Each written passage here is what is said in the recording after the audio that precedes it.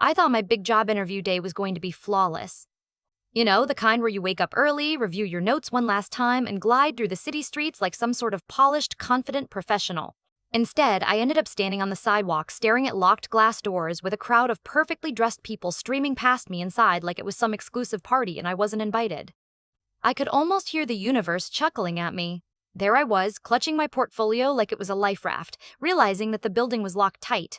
Not like security checkpoint locked or badge access locked, but actually impossibly locked. And all of this happening less than 10 minutes before my scheduled interview. Have you ever had everything go hilariously wrong just when you thought it couldn't? That's where I was, suddenly questioning whether my luck had taken a permanent vacation. Let me back up a bit. My name's Alex, and I'd been chasing this dream job for months. It wasn't just any job. It was the one that felt like it could change everything. The kind of position that pays the bills and makes your parents proud at Thanksgiving dinners. I had spent nights scribbling answers, researching every inch of the company's website, and practically memorizing my own resume. The stakes felt so high that I almost avoided mirrors on the morning of the interview, terrified I'd see a nervous wreck.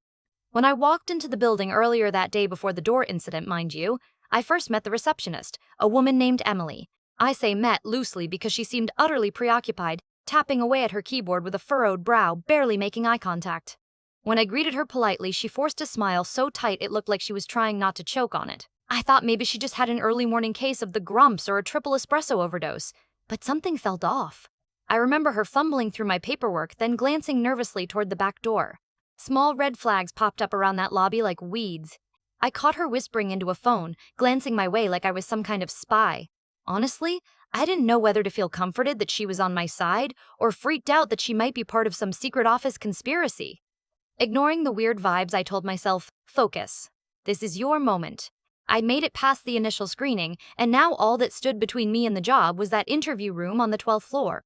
But moments later, when I stepped outside for a quick breath of fresh air and to review my notes, the door slammed behind me. I swung my arm around to go back inside and discovered with sinking horror that the door was locked. Not just locked for a second. Locked, but actually inaccessible.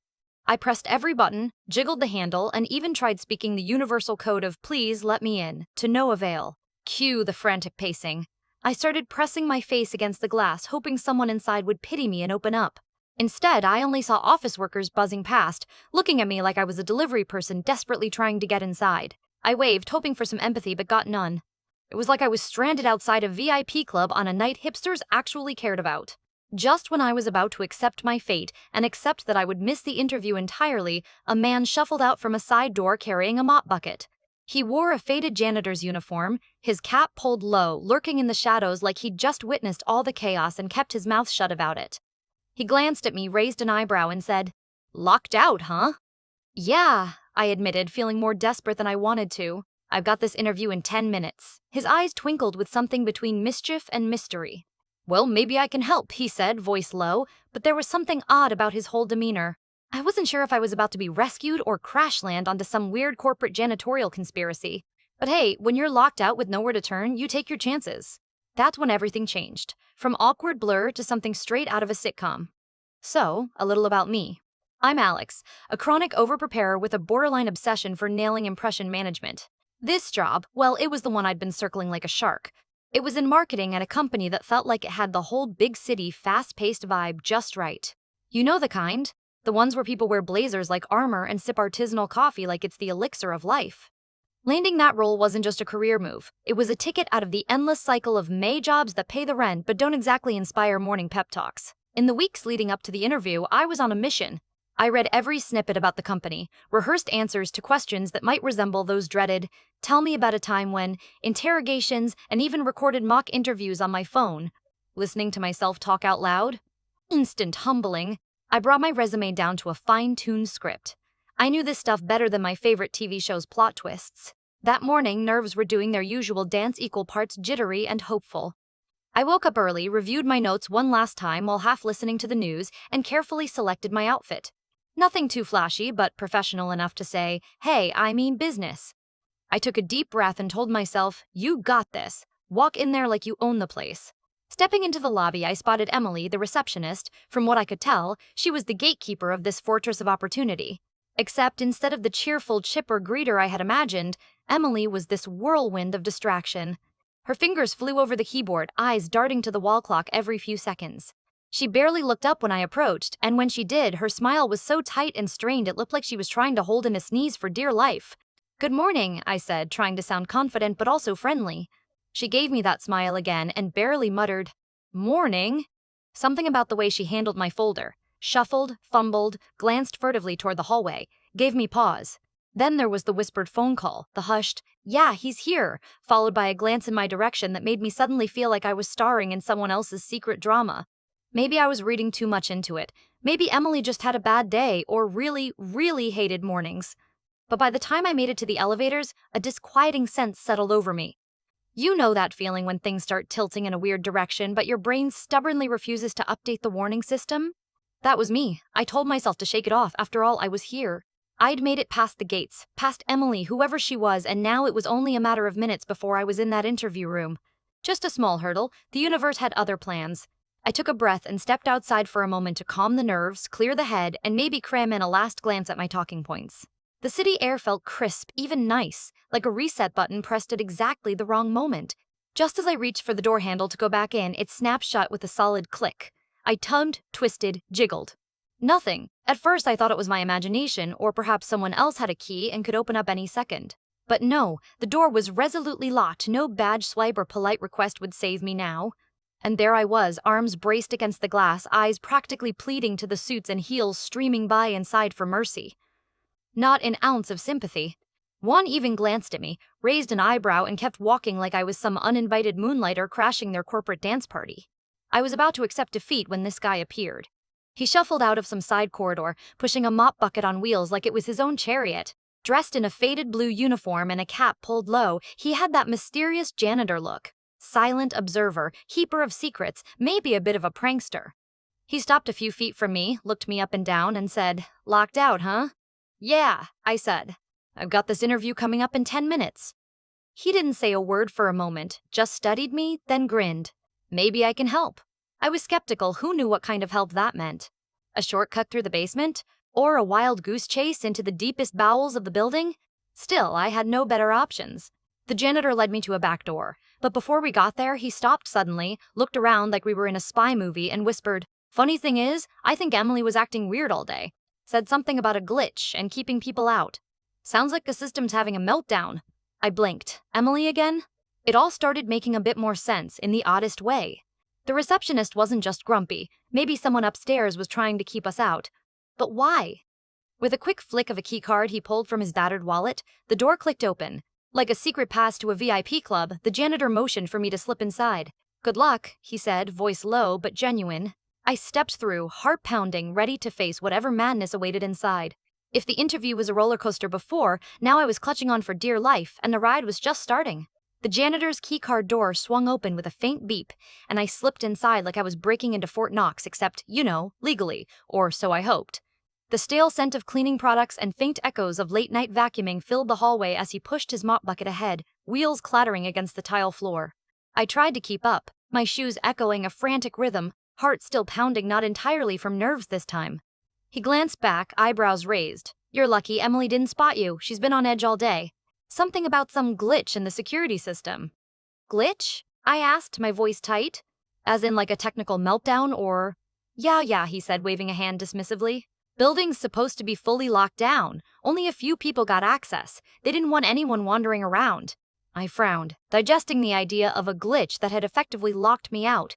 I glanced at the locksmith in uniform with a mix of suspicion and gratitude. "Why tell me all this?" He shrugged. "Between you and me, those glitches are more like cover-ups sometimes. Someone upstairs probably wanted to keep things extra locked down today. Maybe not a great sign for your interview." I swallowed hard but tried to shift my mindset. If anything, this was just part of the day's madness. "Welcome to the circus, Alex." The janitor pushed open a fire exit leading to a service stairwell. 12 floors up, right? Gotta be quiet. Don't want the bosses noticing an extra face. I nodded, trying to remember my carefully rehearsed introductions, now buried under this new layer of distraction.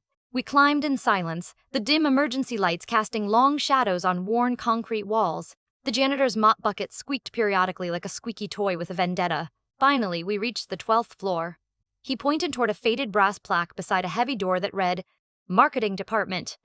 Pushing it open, I spotted the three interviewers I'd only seen in my rehearsals and research, the quirky trio of personalities I was about to face. My entrance was less movie-style grand and more a sheepish, breathless shuffle. "Sorry I'm late," I panted, clutching my portfolio like a lifeline. The tallest panelist, a woman with eclectic glasses, shot me a quirked eyebrow.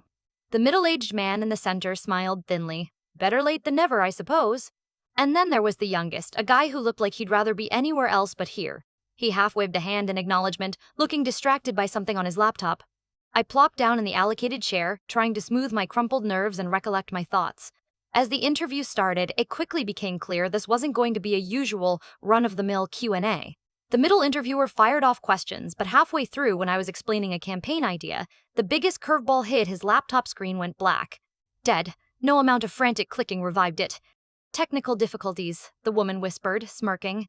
The youngest panelist grunted. Trying to keep my composure, I launched into an impromptu overview without visuals, describing the concept with hand gestures I hoped didn't resemble an interpretive dance. Somehow, the trio exchanged glances, as if deciding whether to charge me extra for this unintended performance. Then, before I could catch a breath, the door suddenly swung open. In walked the janitor. Yes, the mop bucket guy carrying an envelope. "Sorry to disturb," he said quietly, eyes darting around before landing on me. "This was slipped under the door for you." The tallest interviewer raised an eyebrow but nodded for me to open it. Inside was a note hastily scrawled, "Good luck, don't trust the glitch. E." I blinked. Emily's handwriting. The room went silent. The three panelists shared looks that suggested this wasn't their usual interview day either. Minutes later, the technical glitch resolved on its own, and the middle panelist restarted his laptop like nothing had happened. But the earlier tension lingered.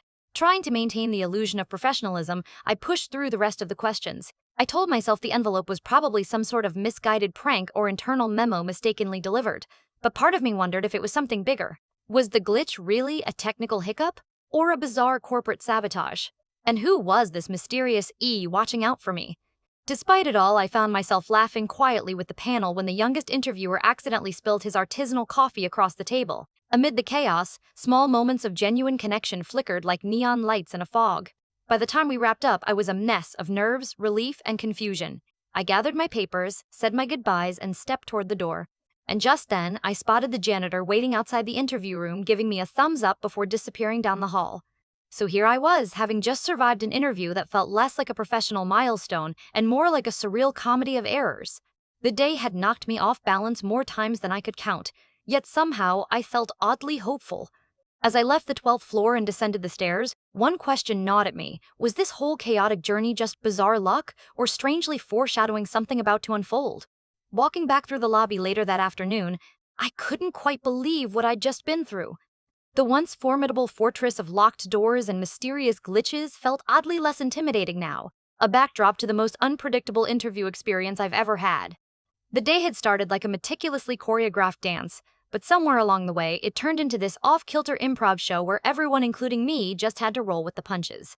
A few days later, I got the call. My heart did that strange flip-flop leap that only big news can cause. The voice on the other end was warm but businesslike. "Alex, we want to offer you the position." Wait, what? After all the chaos, the locked doors, the disappearing laptops, and mysterious notes from Emily, they actually wanted me on their team? I laughed so hard into the phone that I'm pretty sure the person on the other end thought I was insane, or at least very relieved. It turned out that the glitch wasn't a glitch at all, but an internal security protocol kicking in to prevent a data leak during a sensitive project period. Emily's distracted behavior was her doing damage control, and the janitor? Well, he was an unsung hero quietly keeping the chaos at bay, helping candidates like me dodge the tech lockdown without causing a stir. Honestly, it was a crash course in adaptability. If I'd let frustration or embarrassment take the wheel, I probably would have bombed the interview, or worse, given up before even walking in. Instead, I found unexpected moments to connect with the interviewers on a human level, laughing at spilled coffee, navigating tech hiccups with humor, and responding to curveballs rather than crashing into them. So here's my takeaway from that day. Life, much like a high-stakes interview, rarely unfolds according to script. The glitches, the locked doors, the unexpected janitor-delivered notes, they're all part of this messy, unpredictable dance. And sometimes it's the ability to smile, laugh, and keep moving forward that turns what feels like disaster into something unforgettable. Looking back, I'm pretty sure my new job is going to come with a lot more glitches and curveballs, but if that day taught me anything, it's that I'm ready for the comedy of errors ahead. And hey, if life locks you out, don't just stand there. Find your mop-wielding janitor, take the weird detour, and remember, sometimes the best stories come from the stuff that didn't go according to plan.